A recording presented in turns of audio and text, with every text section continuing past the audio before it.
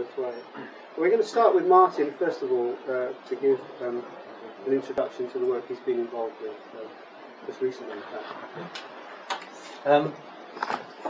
Can I apologise for how very important I am about the fifth choice for being here. Tony Juniper was ahead of me on this, Caroline Allen and so on. And I was actually told what I was talking about when I got here, but I'd already done some thinking, which wasn't exactly what they wanted to do, but I did what I thought was right in the first place.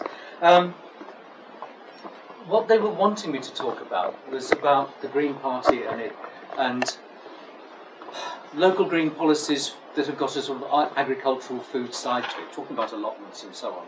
But inevitably you then start talking about the work that's being done in Cuba and various other places that would be put in the group of more developing countries anyway, because there are lots of inspirational examples from those.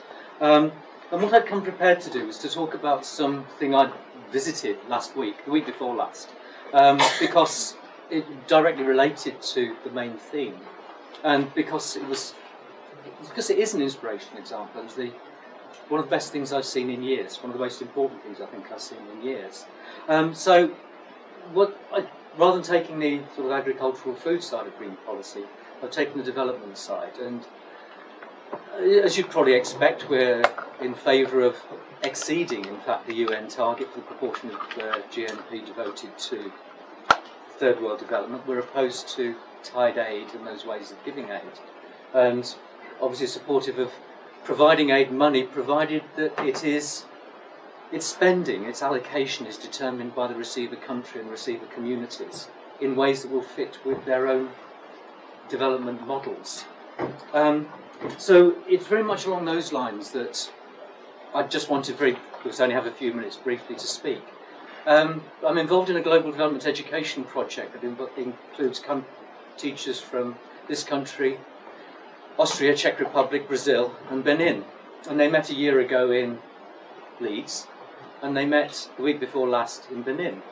So I went to Benin for that, and there was a lot of good stuff. There was a certain amount that wasn't quite so good, but one of the places we visited was a project called Songhai. And it's an African developed sustainable agricultural system. But it's not just agricultural, it's an entire economic model. It's proved so successful it now has 3 centres within Benin, and people go to those centres to learn and to export the model to their own villages. It's been so successful it's now been established in 4 other West African countries, with a new one opening in Malawi later on this year. And it's relatively successful in that it's also opening the first food standards laboratory in Africa, with the work on that starting in January. So it's a very significant project in its own right. When we went there, I didn't really know. What do I do? I'm sorry, I'm a bit of a Luddite. All else fails, question else. I can manage that bit.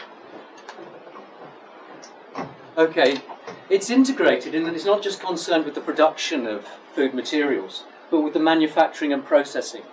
So where they harvest soybeans, they press their own soya. And when I asked the question, their soya is non-GM, and their pressing is entirely mechanical.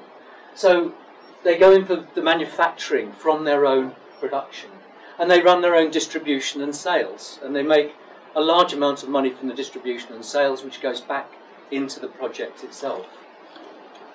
Now the board, it shows relatively well what they did. The production side of it, they've got plants, they've got animals, they've got fish, and bioenergy, and the links are really there. The link between vegetables, the vegetable waste is used to feed the animals, it's used for composting, it's fed into the bioenergy. The animal waste is fed into the bioenergy, is used for composting, and is also used to feed the fish. That's all they said at that time. So I was a bit uncertain, but we found out about that later. And then the fish waste, the water waste goes straight into irrigating the fields, and then other waste from that go into the bioenergy. So it's an entirely self-contained project in that way. Sorry. Oh, I didn't mean that. That's what I just said. So as you go round, you see things like this. The raised bed cultivation, here onions, but solar panels scattered around the place. A relatively new innovation. It's not a primary energy source for them. They make terracotta pots for filtering water in their own kilns with their own wood. The waste from the wood chip, goes on to the beds for composting as well, for composting purposes. They use traditional techniques, so here are cocoa yams being grown in mounds, but every inch of the place is either growing something or ready to grow something. There isn't any land standing empty and unused. Obviously there are climatic reasons for that. Water conservation by watering into mounds individually for the plants. And this was one of the big innovations, was mushrooms. We'd seen various concrete buildings, things like that. And then we were outside one and it was built in the traditional earth construction with a thatched roof. And when he opened it up, he pulled out these, which are balls, they're the balls that palm oil fruits have come off. It's the sort of core part of that. And they're used to grow oyster mushrooms, which is a massive market. And they make a lot of money from oyster mushrooms. And it's one of those things that they've developed that has gone out to a lot of the villages.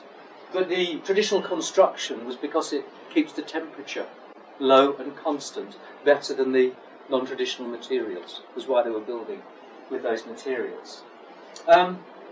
So there's a wide range of crops that they're producing.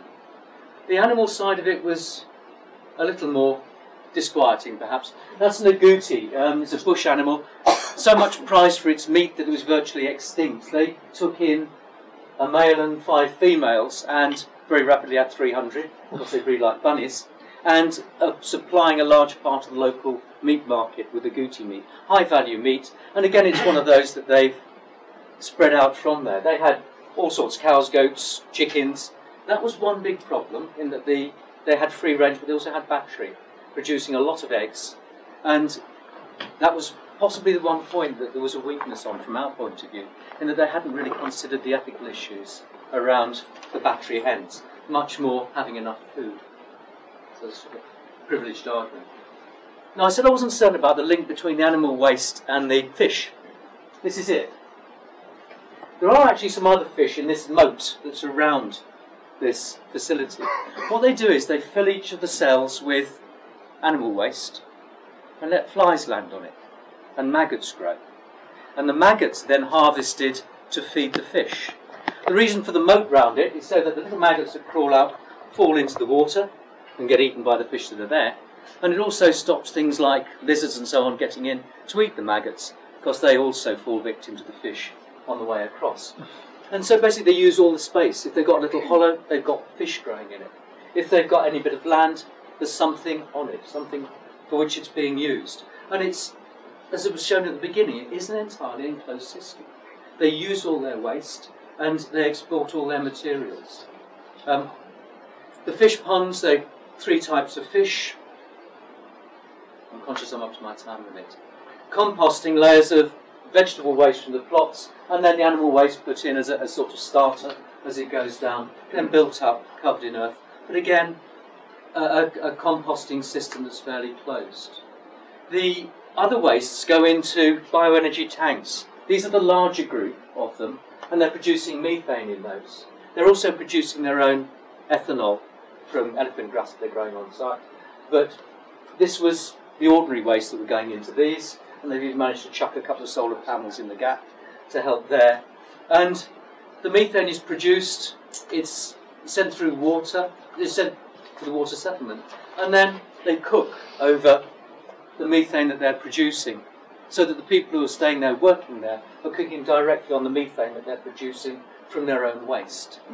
At the moment they reckon they're about 60% self-sufficient in energy, but they're working towards complete self-sufficiency in energy. Now, I think that's the last one, yeah. I appreciate that it's not what you asked me to, well, thinking you were asking me to talk about, but at the same time, it's such an exciting, I think, one, because it's an African development within Sub-Saharan Africa, and being spread within Sub-Saharan Africa by those who have developed it. It's had some seed money in from a Nigerian academic that started the project off, but it's the type of development that should be being supported and the Green Party would argue should be being supported because it's that local development, meeting local needs and using the local materials. Thank you.